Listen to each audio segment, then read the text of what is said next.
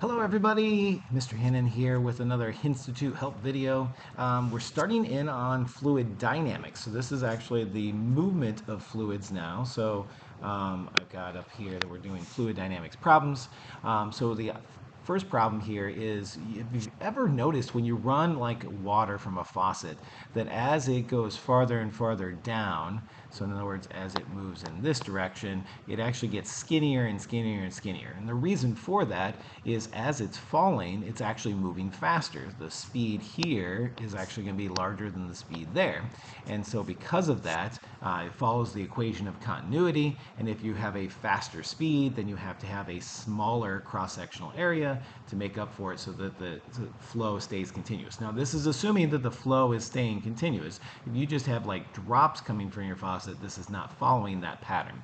So in this particular problem, what you're trying to figure out is how far down does the cross-sectional area get to a certain value. So let's pull out the information we have. I'm actually going to use the picture over here to kind of do that. So the cross-sectional area of the faucet is 1.8 times 10 to the minus 4 square meters, and the speed is 0.85 as it leaves the faucet. So this,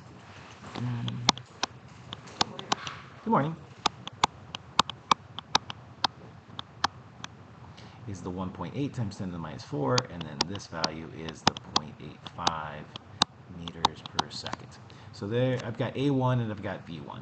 Then the next step is it says how far down does the cross-sectional area become to 1.2 times 10 to the minus 4. So that's going to be A2. So our first goal in this one is we're actually going to try to figure out what V2 is. So that's kind of what we're going to go after. So I'm going to use the equation of continuity. It says that the area multiplied by the speed should equal the area multiplied by the speed. So in other words, the combo of these two things, basically the volume flow rate, because this is volume flow rate, so this is volume per unit time, has to stay the same. Well, we've got everything. This is 1.8 times 10 to the minus 4, and this is 0.85, and then over here you've got 1.2 times 10 to the minus 4, and then V2. So you're just trying to find it. I'm going to actually cancel out the 10 to the minus 4s. So basically I've got 1.8 times 0.85 and 1.2 times that. We just have to solve. So if I divide this by 1.2, this is what V2 should be. So nothing too fancy there. But the weird part is that's not actually what we're trying to find. We're trying to find H here.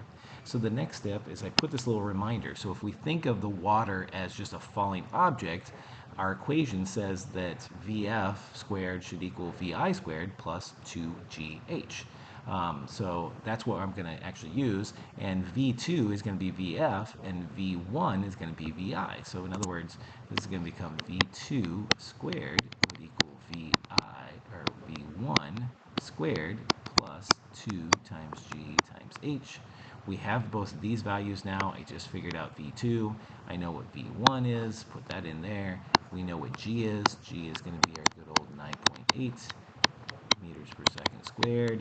And we just have to solve for H. Easy peasy. Hope that helps.